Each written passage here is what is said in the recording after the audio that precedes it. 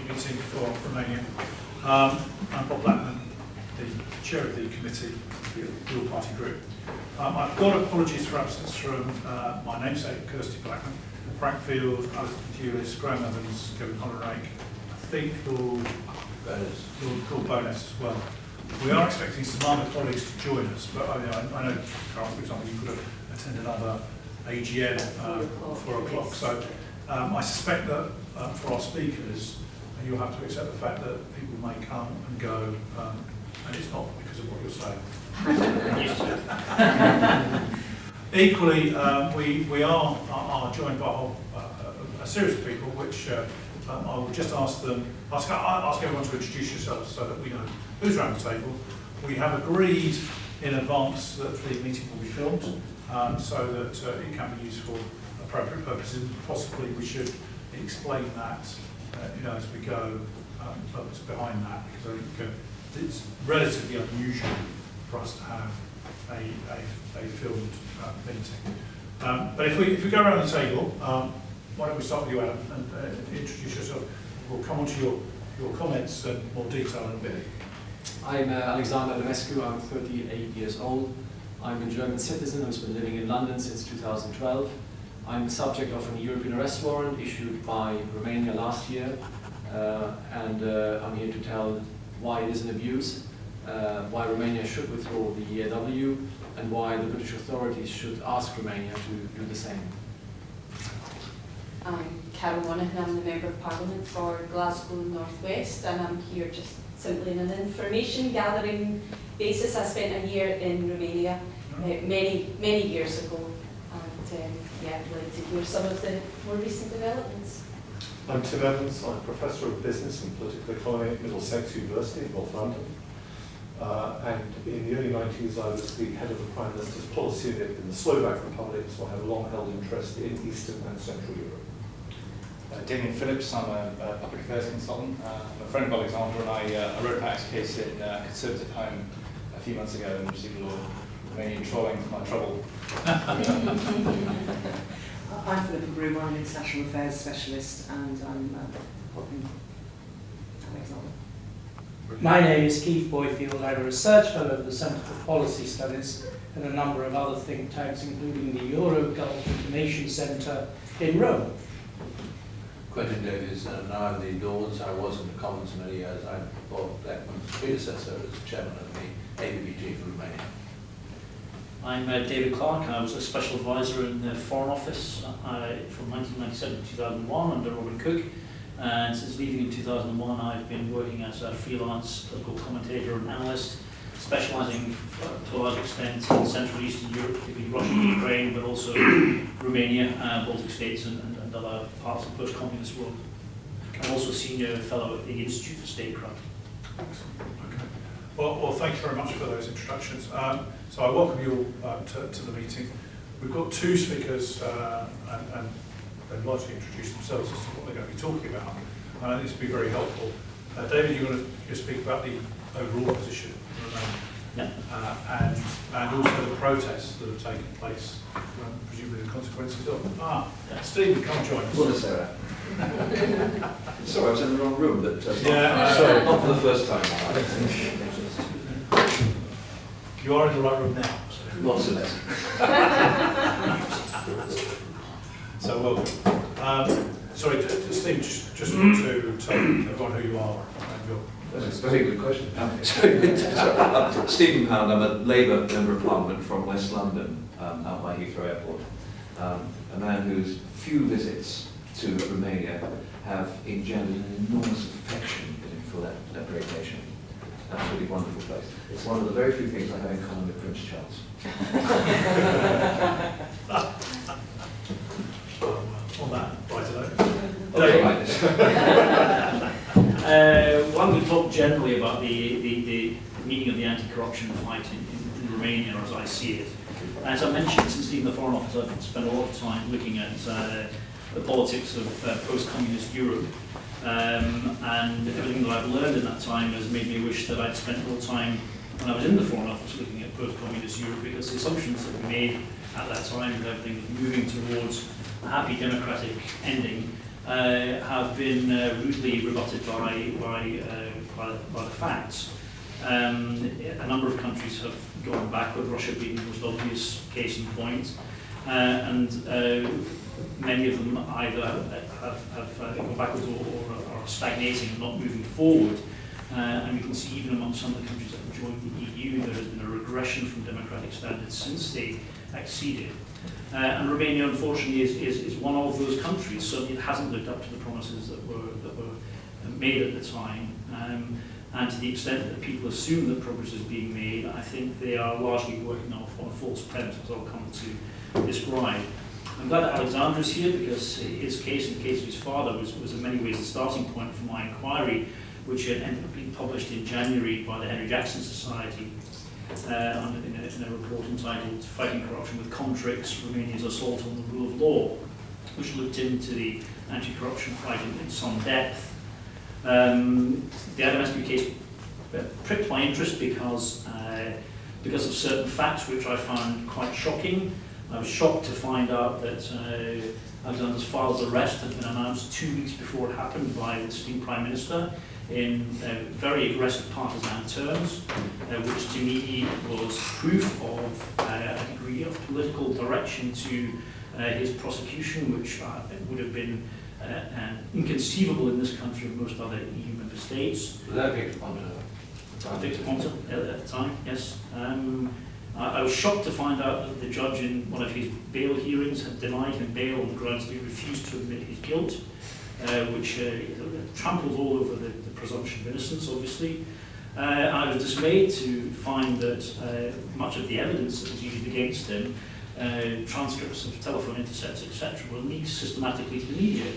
I was interested to know whether these shocking facts were some appalling aberration or whether in fact they were part of a pattern of behaviour in Romania. So I looked into this in more detail.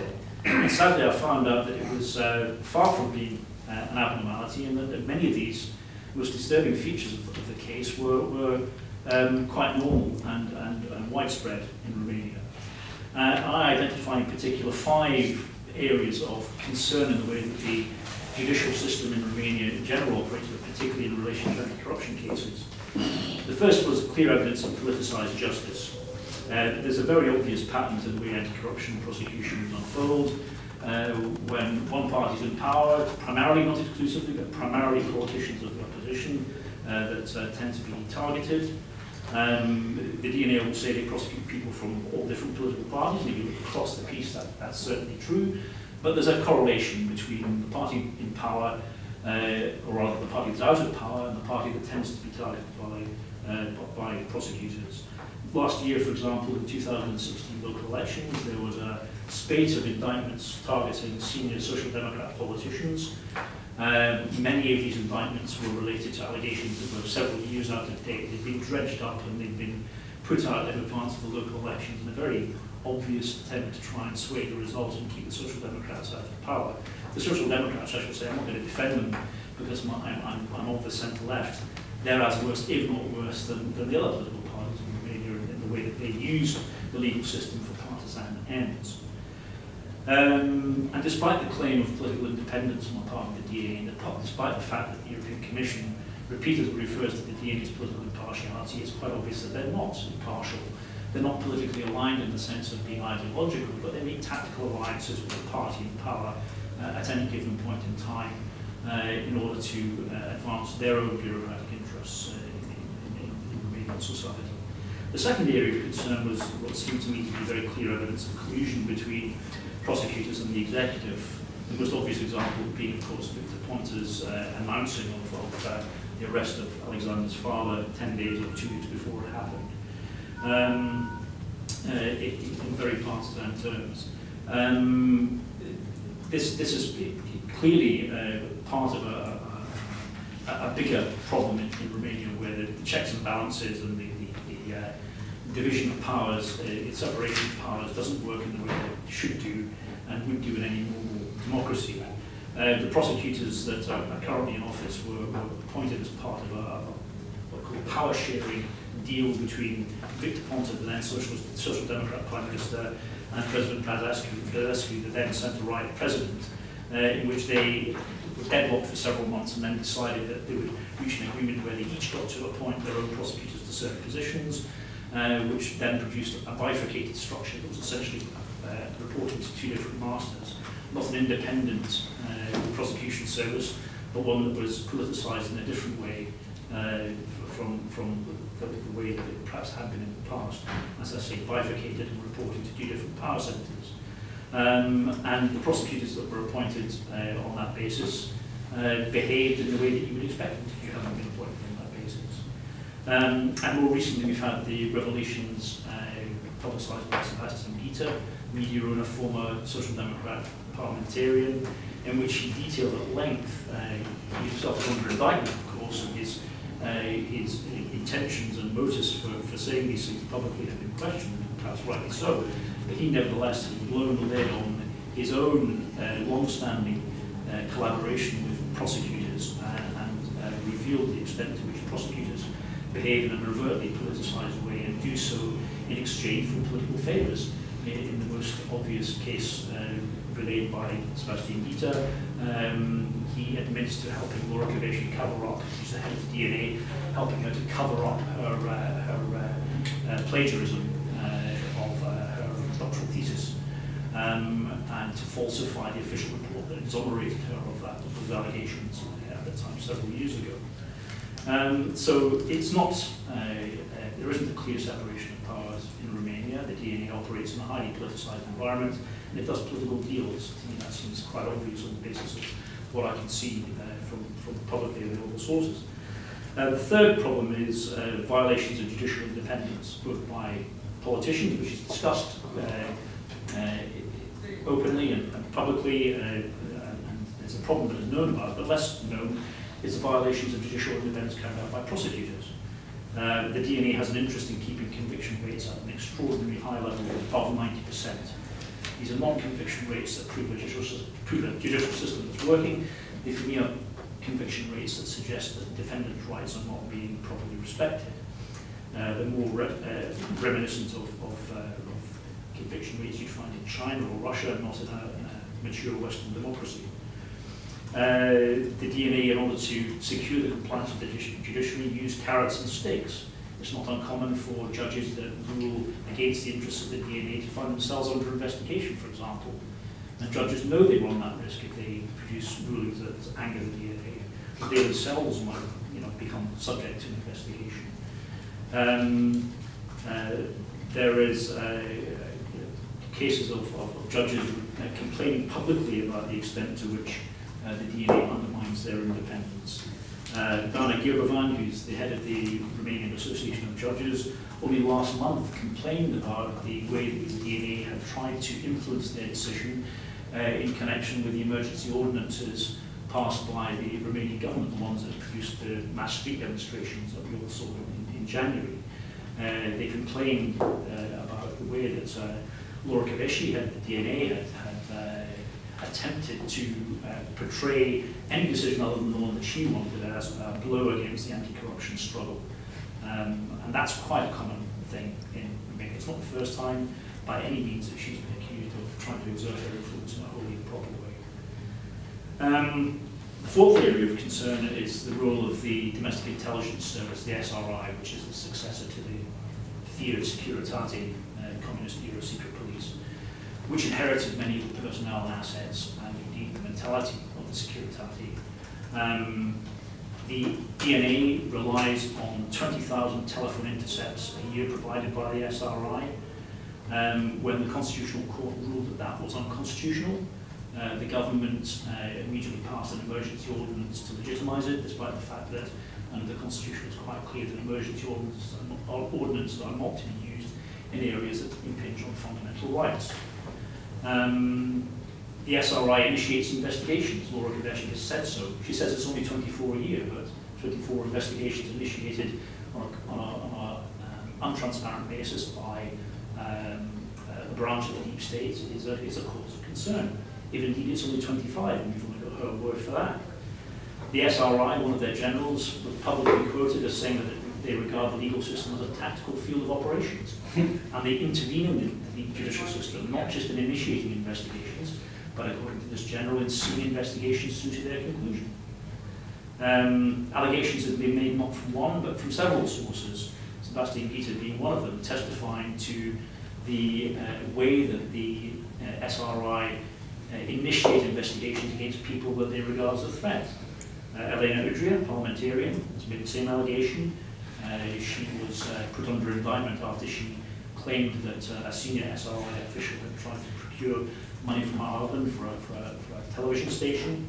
Alina Vika, the head of the counter-terrorism and counter-organised crime unit, likewise says that she was placed under investigation by the DNA after she repeatedly refused to indict individuals that had been named by the SRI as people that they wanted to see dealt with.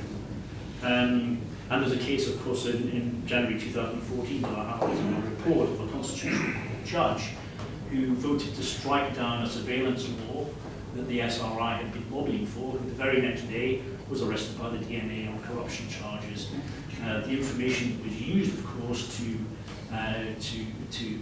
secure that indictment would have been known long in advance of the Constitutional Court's ruling. The timing of it certainly was no coincidence. It was punishment for refusing to do what he was told. And again, the Romanian Association of Judges has called on many occasions for an official investigation into whether or not the SRI has continued the communist-era practice of placing penetration agents within the judiciary. Every time they've asked for that inquiry, they've been refused. As recently as this year, Laura Kövesi, in her interview that was published at the same time as the DNA's annual report was published, denied publicly that there is, as has long been suspected, a protocol of cooperation between the DNA and the SRA. She denied this publicly. The very next day, the protocol itself was leaked to the media. So there is a very strong DNA-SRI relationship. As I said, the DNA makes tactical alliances with the ruling party at any given point. It has done until recently. I think relations with the Social Democrats are probably broken beyond repair, but they have done in the past. The alliance, which is permanent for the DNA, is with the SRI. The DNA effectively operates as an arm of the deep state, and that should be a subject of great concern for all the Romanian partners.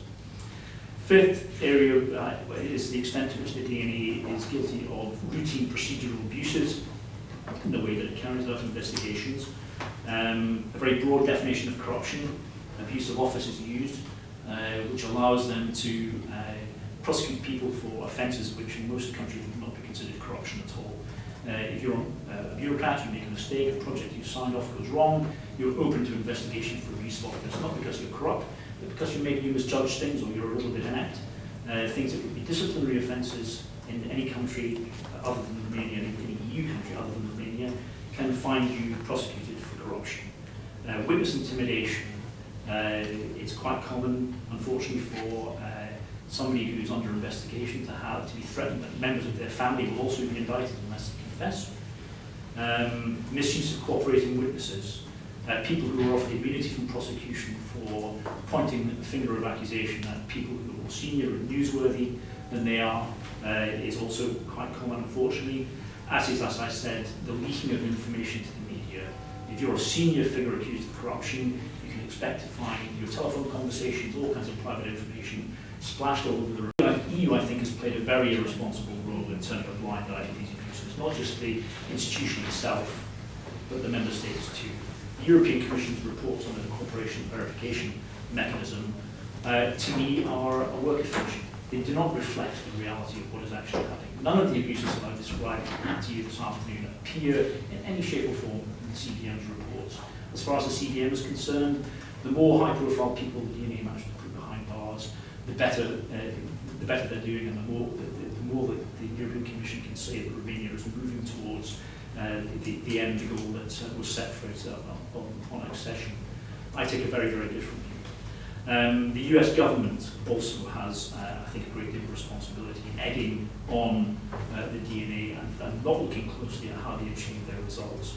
I think the US is in danger of finding itself in the same position that it did in relation to Afghanistan with Hamid Karzai in the the extent to which it's been willing to assume that Laura Kövesi is delivering the results that she claims to be delivering.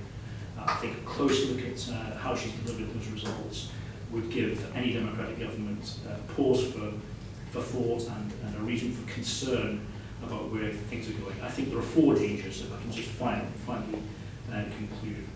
One is a risk of polarisation in Romania between those who want no anti-corruption fight at all around the government, around elements of the political elite, the sorts of people who were responsible for the emergency ordinances that were published in January, and those, on the other hand, who are prepared to have an anti-corruption fight at any price. As long as people are being banged up in prison, results have been achieved, and it doesn't really matter how. What Romania, of course, needs is an effective anti-corruption fight that's clean, and that polarisation does not allow for that. The second danger is one of government paralysis. It's quite common in Romania, unfortunately, for public officials to be scared to sign contracts because they know that if something goes wrong, their signatures on a bit of paper, they risk being put in prison if they anger the wrong people, or simply if the DNA want to make an example of somebody for their own, in order to burnish their own reputations as effective crime fighters. The third danger is one of creeping authoritarianism. The instruments that are being used to fight the anti-corruption struggle in Romania can quite easily be used for an entirely different purpose. Once those instruments are created, they are available to people in positions of power to abuse them. And the final threat is one of political contagion. That other EU countries, other countries in the democratic world will realise that anti-corruption is a useful cover for pursuing ends that have got nothing to do with fighting corruption, but got more to do with consolidating their own political power. So it would be, I think, safer for Romania's partners to deal with this problem now before it snowballs into a much bigger problem, possibly involving other countries. And I think it's a responsibility of Romania's international partners in the EU and beyond to get that message across and to start taking this problem seriously. Okay, well, thank you for that.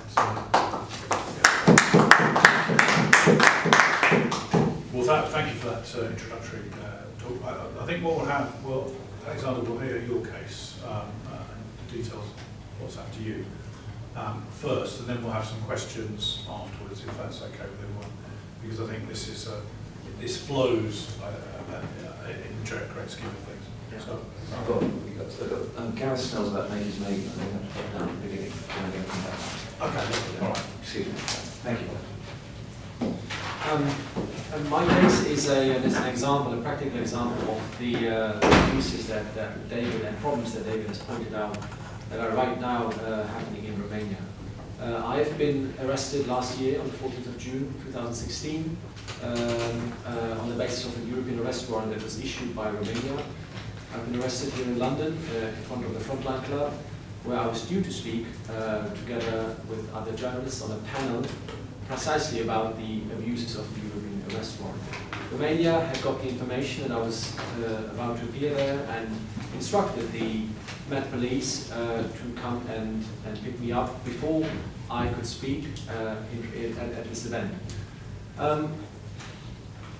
Preceding that, is a Romanian arrest warrant that was issued without any due process. I was issued a first arrest warrant on the 4th of May. That was cancelled on the 19th of May. And on the same day, in a few hours, in a flurry of events that were even illegal according to Romanian law, I got a new arrest warrant. A judge was set on my case that was not randomly picked, as Romanian law stipulates. That judge summoned me to the court to appear within half an hour. A document was then predated to show that I had been given more time to appear in court. And the judge then took exactly 20 minutes to look at the 37 archival files in my case, to deliberate upon the pleadings of the party, to take a decision and to publish an arrest warrant that was also needed and leaked to the media. The reason for Romania's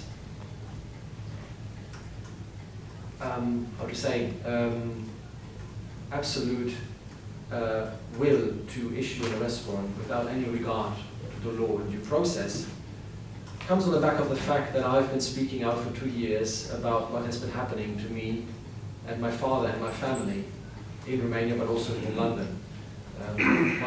What was the alleged offence against you? I'll come to that. My father was a Romanian-born German businessman who had been successful in Germany and who had come over to Romania in the 90s. Among the things that he did was to support a centre-right newspaper in Romania, Romania Libera, that fought very much for the country's democratization, for the reform and for a new approach and the sweeping away of the old communist network and elite. The newspaper was very critical of also of the Social Democrat Party, and in 2012, after my father became a suspect in a bribery case in the amount of 20,000 euros, Prime Minister Victor Ponta appeared on TV and said the following things, and I'm quoting: "There is a businessman here called Adamescu who's been leading a newspaper that fights a lot against corruption. I think this man is himself a corrupt person, and I think we will be hearing more about this from the prosecution." 10 days later, my father is arrested in this case. He is being arrested by masked anti-terror police. He's handcuffed and paraded in front of TV cameras and brandished as a criminal on TV. He's then led in front of a judge who is talking about his illegal actions and denies him bail on the basis that he's German and wealthy. He is basically convicted on the first day of his trial, and he gets a very swift show trial and with the result that was already established on his first day. My father was a person that was already quite ill at that moment, but he maintained an equilibrium. Romania subsequently, during his remand on custody, during his house arrest, mistreated him. He was denied medication for 37 days while being remanded on custody. He was denied a vital knee operation. He was lured into paying a huge bail amount for the promise of being allowed to have that knee operation, and a promise that was then broken. He ended up in a wheelchair. His appeal against the first instance conviction was rejected at the end of May 2016, on the same day that my arrest warrant was issued. And he was incarcerated. He collapsed in prison after a couple of months because he was too ill for prison regime. He was shipped to an emergency hospital, then immediately brought back to prison. And then he was denied parole on 3 consecutive dates by a prison commission and by 2 courts, on the basis that he had spent too much time in hospital and too little time in prison. He contracted septicemia at the end of December, and he passed away in January in custody, in Romanian custody. Until the very end, on his deathbed, Romanian prosecutors argued that they did not believe that my father was ill and that he was faking his ailments and that he had to serve his prison sentence in prison and not in hospital. And this goes to say what you have said in an abstract way about the respect of human rights in Romania. I've been speaking out, and I've been about this injustice for quite a while, more than 2 years. You've been at one of the first events that I did, where I mentioned the case of my father. Romania is not relenting. Romania is not wanting to change its ways. It is pursuing a political vendetta. My father has now died. He's been, as former President Basescu said, he's been killed by prosecutors and judges, and I am the next in line, because I'm not shutting up. I am talking about what is going on in Romania, and the only reason for my EAW is to stifle any opposition to Romania. I have to be brought back to Romania. The EAW that was issued for me is for precisely the same charges. It's identical to the charges that my father was charged for and convicted of. I have no chance of any fair trial in Romania. My conviction is a foregone conclusion,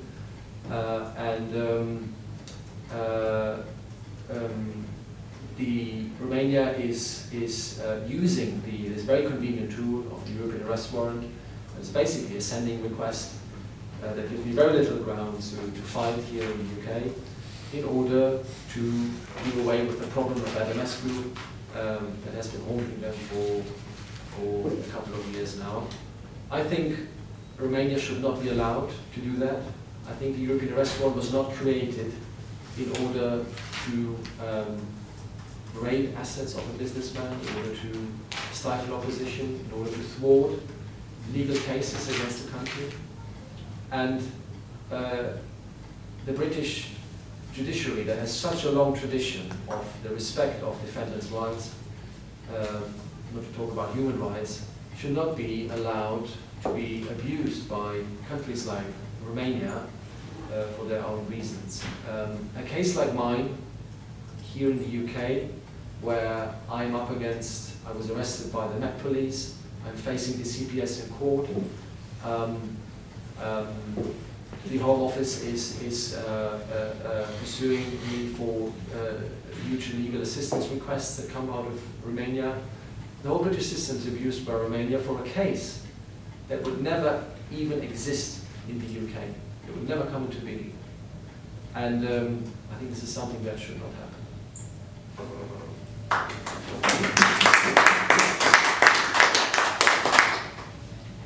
Okay, questions from colleagues?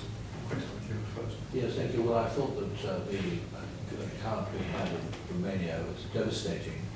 I hope that report has been published, and I hope that the Romanian government has an opportunity to respond to it line by line for that, because it's the only way we can make any progress. I know nothing about the background of this at all, but I wonder whether it's true that there's no progress in the matter. I thought that the public demonstrations in January were enormously not getting better. Is it right that Romania is worse than that? I'm told that Bulgaria is actually a bigger problem with organised crime than Romania. That's not an excuse for Romania, and it's not a reason we're not doing anything. If somebody says, Romania is the worst case, that assertion, like the other assertion, has to be verified and checked.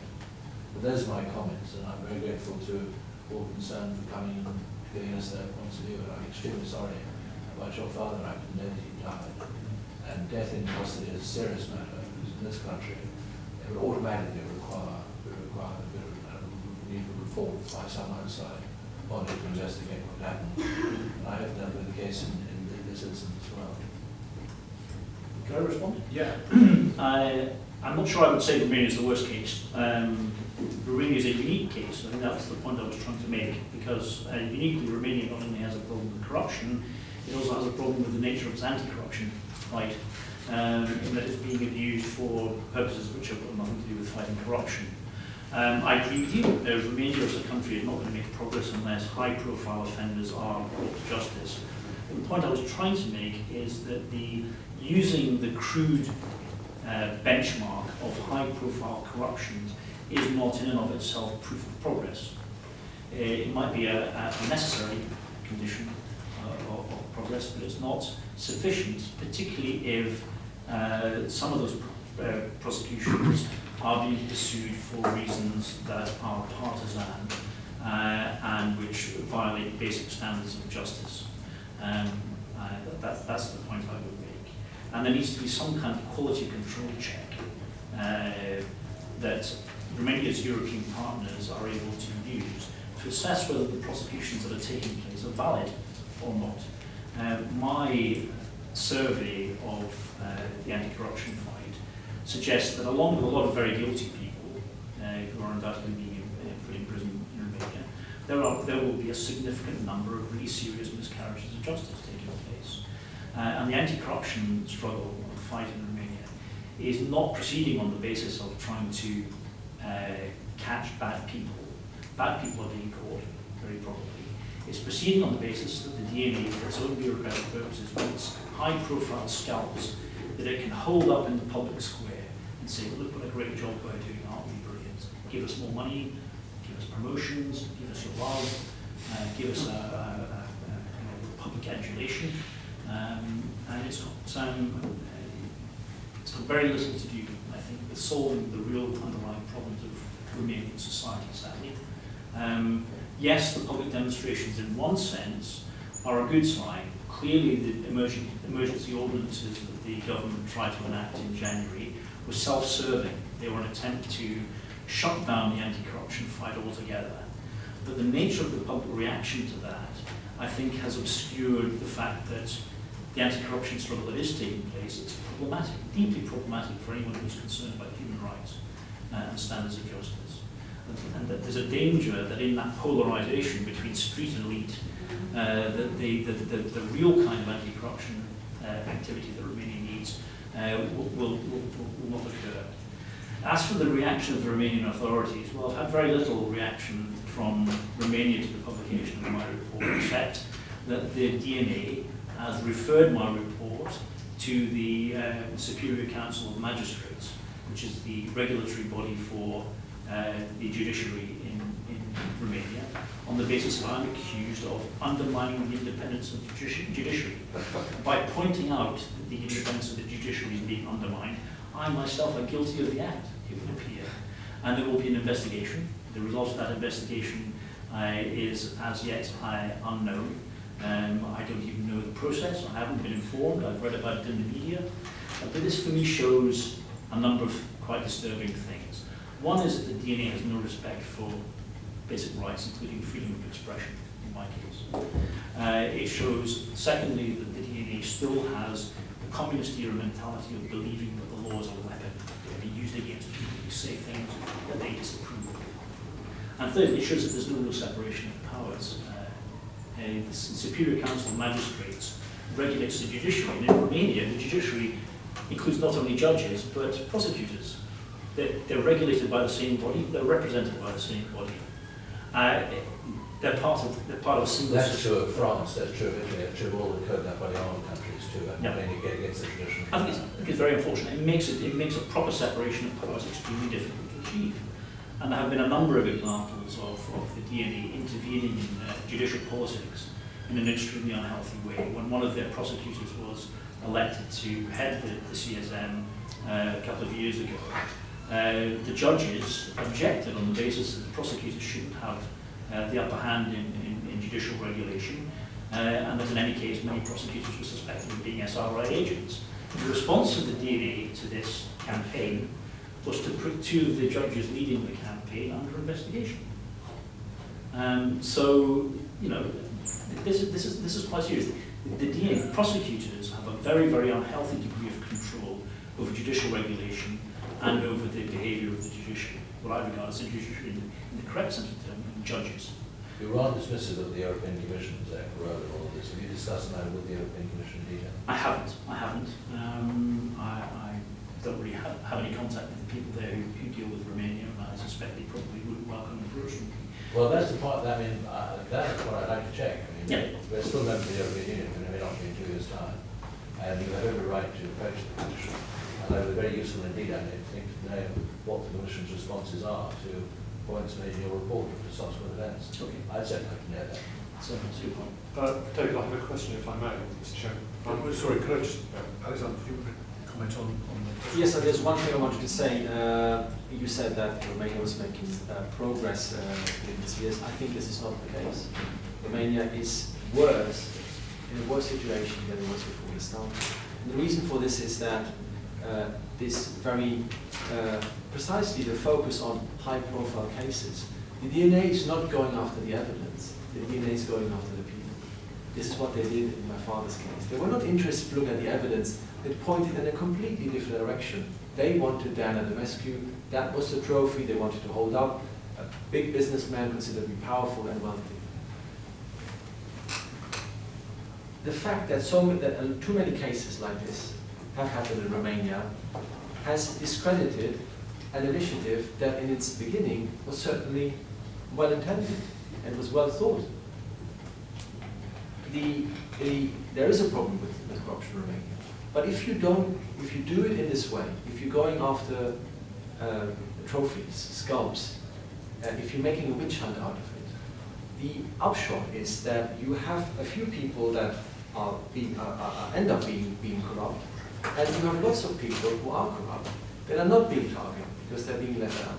And these people are becoming even more corrupt because they know they are not going to be pursued. And the end of it is now that we have a country in Romania that is, from the point of view of the rule of law, worse off than it was years ago. It's clear, I think, if you look at Eastern Central Europe, as David said, Romania is increasingly standing out. It's increasingly unique. If I compare it to the country I lived in, where I was a senior advisor, Slovakia and former Czechoslovakia, where they actually made quite swift changes to the core state institutions in around the intelligence community. Not only is Romania largely unreformed, but the system, I think, is now degenerating. It's attempted, through the DNA, to create a veneer which, for a time, gained a degree of respect in London, Washington, and Brussels. But very sadly, I think that veneer is now going wrong, the polish is coming off it, and in a sense, what we're describing now, the system is metastasizing. It's going wrong, and it's going wrong for anyone to see. And that's a tragedy, not least for the Romanian people. I have a question for you, David. I'm mindful that last summer, a Labour Party man, so a former research director of the Failing Society, I think it was Stephen Pollard, wrote a very interesting piece about Romania, and I think it was in The Spectator or the New Statesman.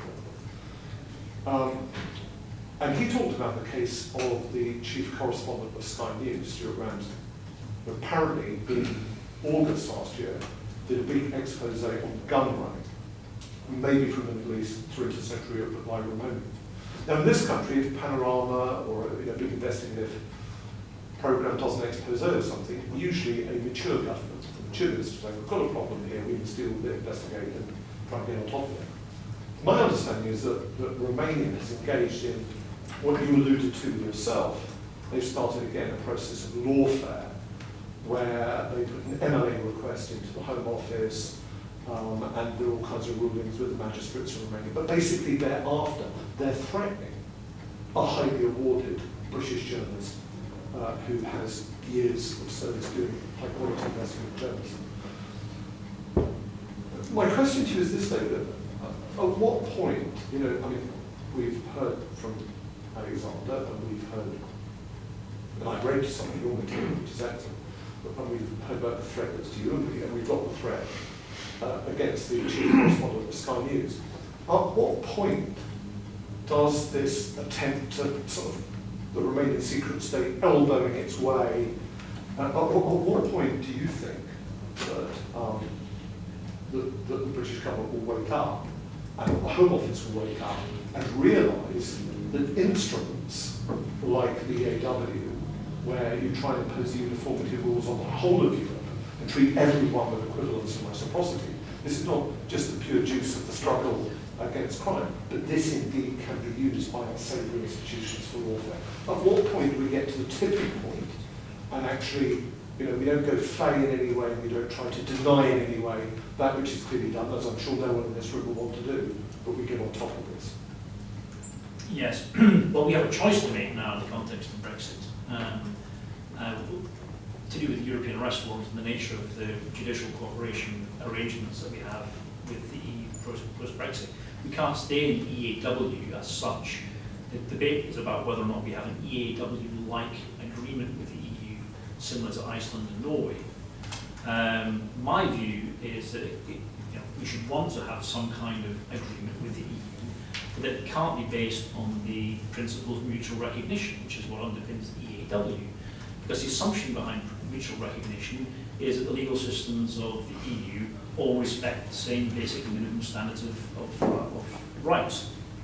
And it's not just Romania that poses questions in this regard, but for me the Romanian example shows that it clearly doesn't. And we can't be in the business of handing over individuals requested by a judicial system like Romania with no questions asked and no possibility to look into the facts behind the case, which is what the EAW requires the UK currently to do. There are some grounds for contesting it on human rights, on a human rights basis, but the grounds are extremely narrow, far too narrow to ensure that the rights of the individuals being requested are going to be respected. With an extradition agreement with the United States, very much in effect. Absolutely, I'm opposed to that too. I think we need to look at these things much more sceptically and critically. For me, human rights takes precedence over judicial efficiency, and that has to be a core principle of liberal justice. So yes, I think the Stuart Ramsey case is extremely concerning, because in my own small way I've experienced the same thing. If you say something that the Romanian state finds unpardonable, they will use instruments of legal, quasi-legal intimidation to try and intimidate you and shut you up. And this goes back to what I described before, which is that it's part of the communist inheritance. In the communist era, the law was an instrument of power in the hands of the state. It wasn't an instrument for adjudicating between people who have power and people who don't have power. It was a neutral instrument of guaranteeing rights in which people can hold people in positions of power to account. That's not the purpose of the law in the mentality of the people that we're dealing with. To them, the law is an instrument of power in the hands of the state. If you criticise the state, then you're susceptible to finding yourself on the wrong end of the Romanian judicial system. In my small way, I'm experiencing it, and I take it very seriously. Stuart Ramsey's experiencing it to a much greater extent, and to an even greater extent, Alexander is experiencing the same thing. Can you tell us what your experience is, Gary? You're actually finding that you're being intimidated yourself? Well, I published this report in January in which I criticised the anti-corruption fight, and I found at the end of January, I think, the DNA had had made an official complaint and asked for an investigation to be opened by the Superior Council of Magistrates in Romania, which is the regulatory body for the judiciary, alleging that my report had violated the independence of the Romanian judiciary and undermined it. I still don't know what the result of this is going to be, whether the investigation started, what process is going to involve. I haven't even been officially informed that it's taking place at all. I read about it in the media. Which media? UK? The Romanian media, English language Romanian media. So I know that this is happening. And I assume it's a domestic consumption. It's a way of trying to stigmatise my report and to try and stop people from responding to the substance contained in it, to simply say that this is something that is politically illegitimate, therefore we don't need to respond to it. But it's indicative of a certain mentality, with more links to the past than the present. If I may just add on the Stuart Ramsey case, we have got the chief prosecutor who is investigating Stuart Ramsey appearing in public in Romania about every 3-4 months, scolding the British authorities for not allowing him to investigate the Stuart Ramsey, being very upset that how come that the British authorities are not collaborating and are not giving him this journalist in order to prosecute him. So, in other words, Romania does not understand what the problem is in prosecuting journalists. They think it is normal to accuse people of the official accusation is spreading false information about the country. And I think it is normal to do that whenever you find probably very unacceptable for them, unacceptable news reports. When I raised this case in Parliament, the Council of Europe with the President, in sort of, there was a kind of Prime Minister's questions there, he claimed not to know your father at all. I thought was interesting and on the record, which obviously surprised me because the editor of a major national newspaper is somebody that a nation's leader is usually aware of. He claimed to have absolutely no knowledge of your father or this case. That was, so he certainly knows my father. Yeah. my father told me, but we also found photos of him actually at the reception, drinking champagne together. Talking about we probably forgot. It's a bit of time has gone by. So again, a typical reaction of denial. Let's not talk about the cases that are embarrassing for us. Let's pretend they don't exist. Let's pretend we don't know anything about them. It wasn't an honest reply. I think if he'd said that to the British Parliament, if he'd been a British politician, then there would have been very strong grounds for him being pulled back to answer for misleading the House. I was shocked by that, actually. And I think that says rather a lot about the President's state of mind and the extent to which he is captive to the anti-corruption bureaucracy in Romania. Like many people when he came to power, I had high hopes that he would prove to be a new brew, and he played a very good game in public of pretending to be full square behind the forces of goodness, but in reality, as I said, he's captive to a style of anti-corruption work that I think is dysfunctional and itself corrupt. David, you've got a debate soon on the European Arrest Warrant. I haven't had it confirmed whether my name's out, but perhaps I put in last week for it, so Right. it's going into the shuffle, so I don't know whether we'll be successful. Okay. I don't Fingers crossed. So I'll use that for the purpose. Yes. Anyone else for any other questions? Sorry, obviously I've been out for half an hour and it's me already been asked, but what role is the EU taking with Romania, and are they actually addressing some of the concerns that you've raised? This was discussed when you were out of the room. I think the European Union is playing a very irresponsible role. The cooperation verification mechanism reports, which are published annually, used to be publicly defined for a while, but they're not published annually, present a picture of the anti-corruption fight in Romania, which is extremely sort of flattering and optimistic. It doesn't refer to any of the issues that I've raised, despite the fact that they're very well known.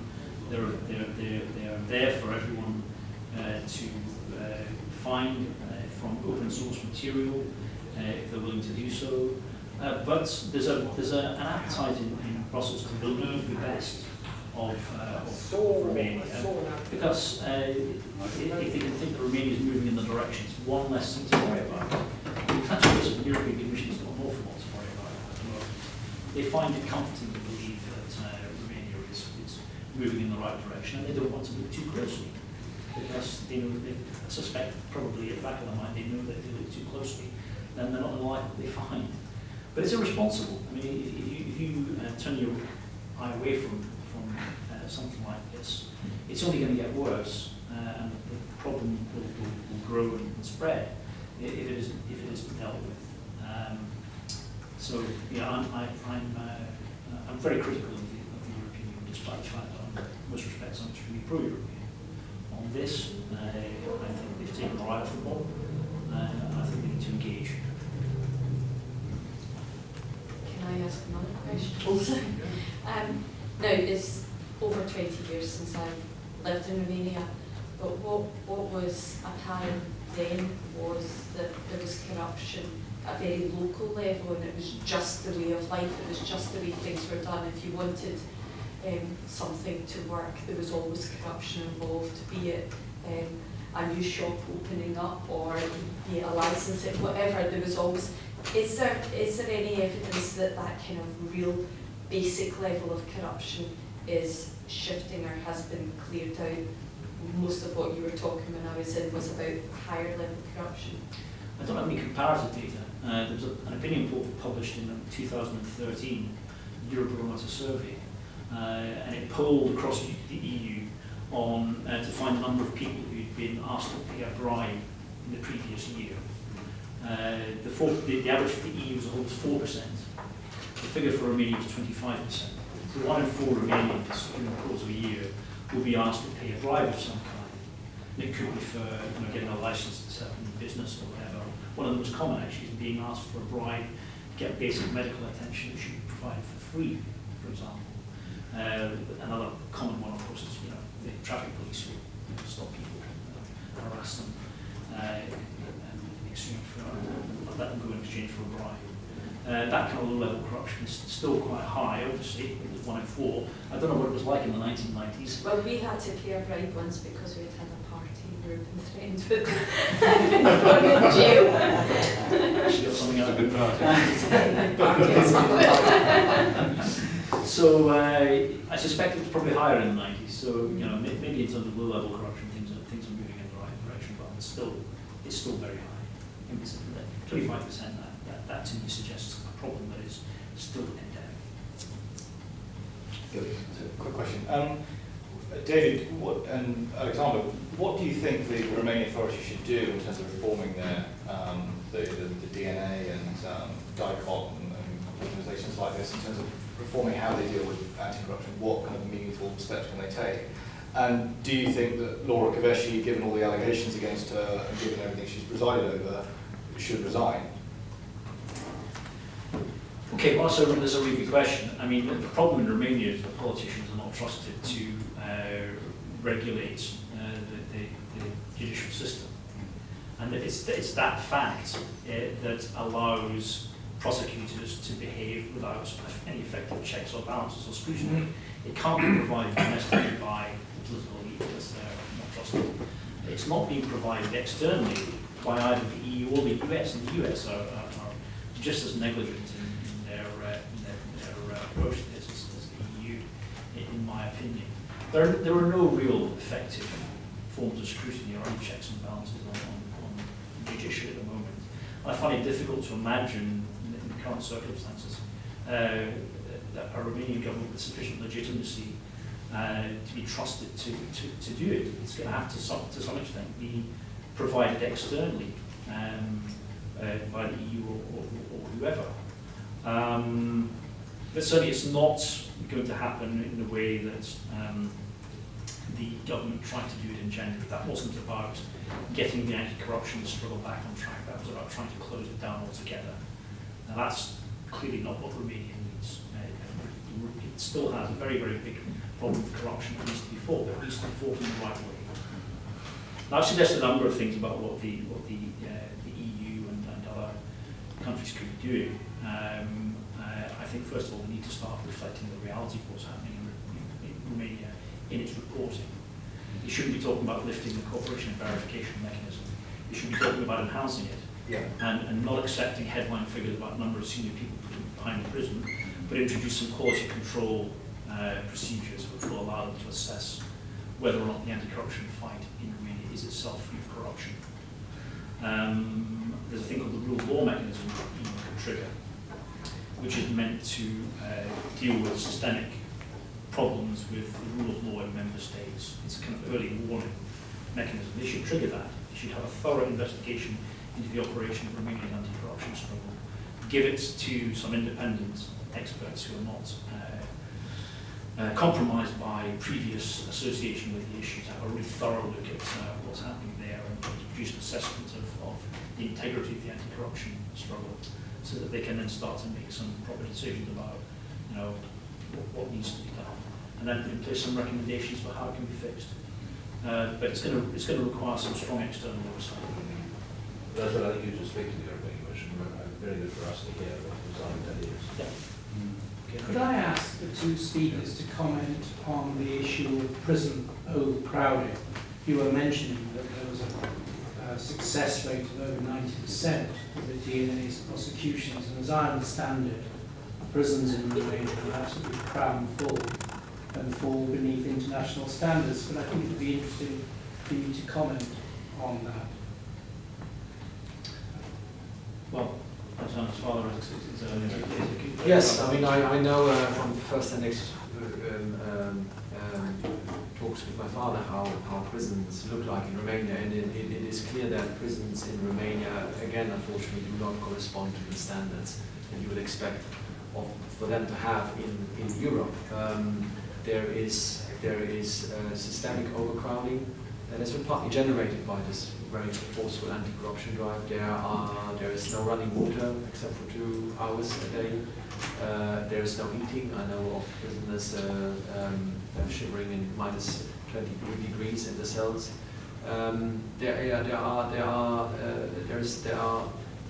It is a place that you want to survive in. It's not a place to be rehabilitated. It's something you try to survive and come out of. And there must be a lot of deaths.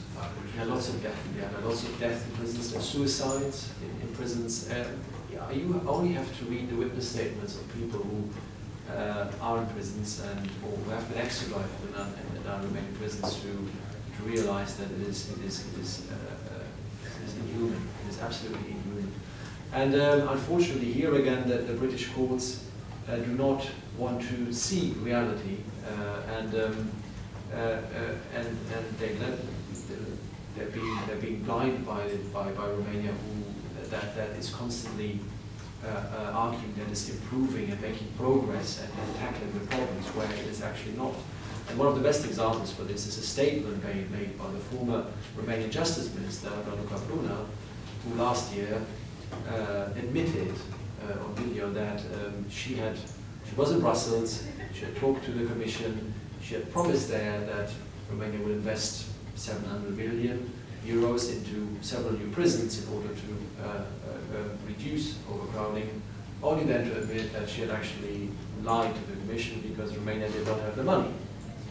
And I think it's a very telling example of how Romania is trying to sneak its way through Europe by dishing out the promises that they can't uphold to Brussels and other countries.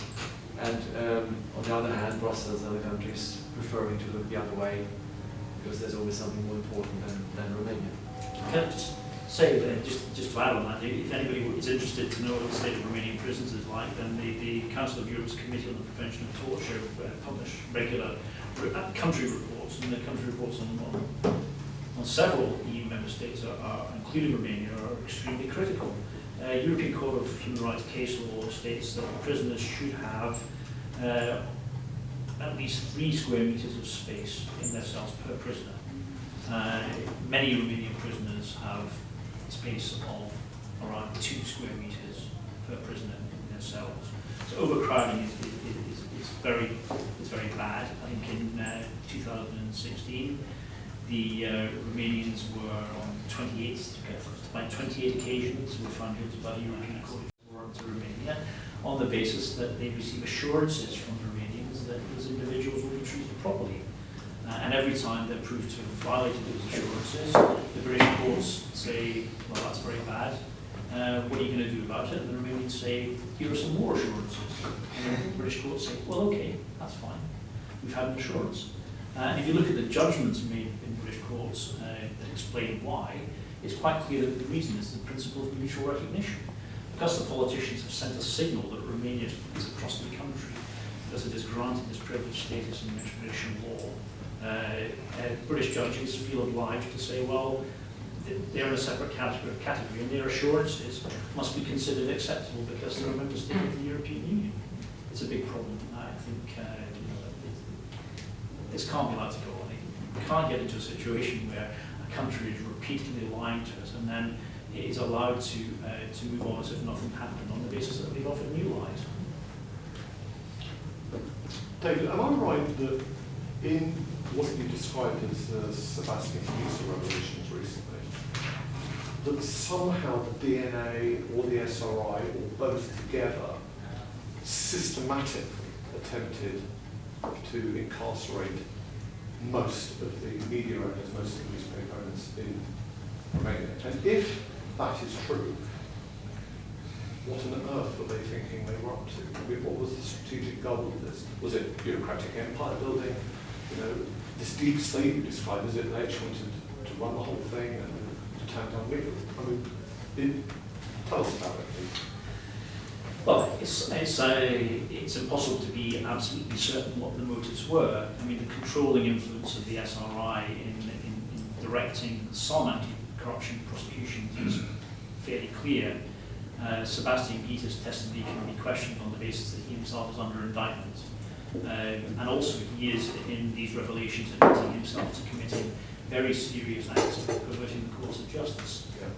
So he himself, by his own words, is admitting to criminal acts. But he's not alone. I mean, the number of allegations that are basically pointing in the same direction is so extensive that it simply doesn't do any more for the DA and Laura Kövesi to say, well, these people are balled up and axe to grind, and therefore you can just ignore them safely. There's just too much of this for there not to be something of substance behind it. Why did the SRI want these particular individuals put in prison?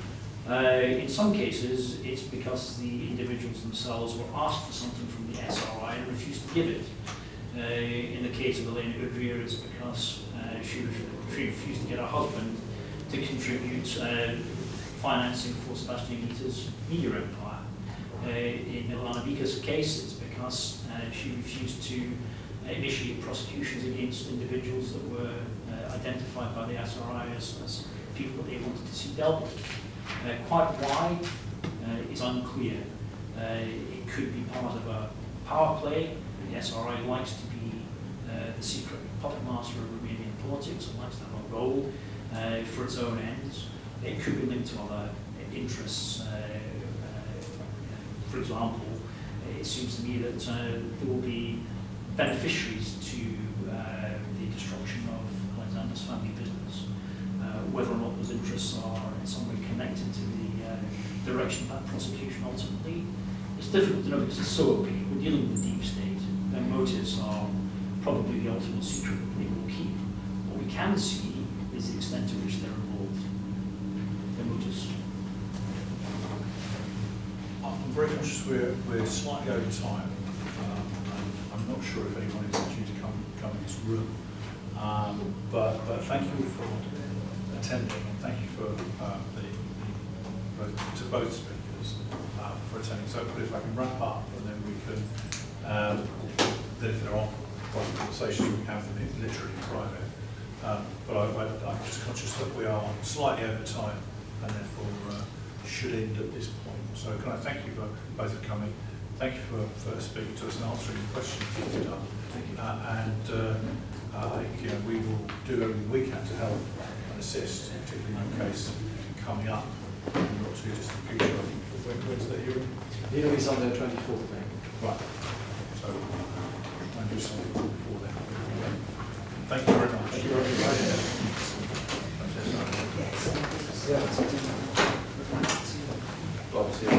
See you Monday.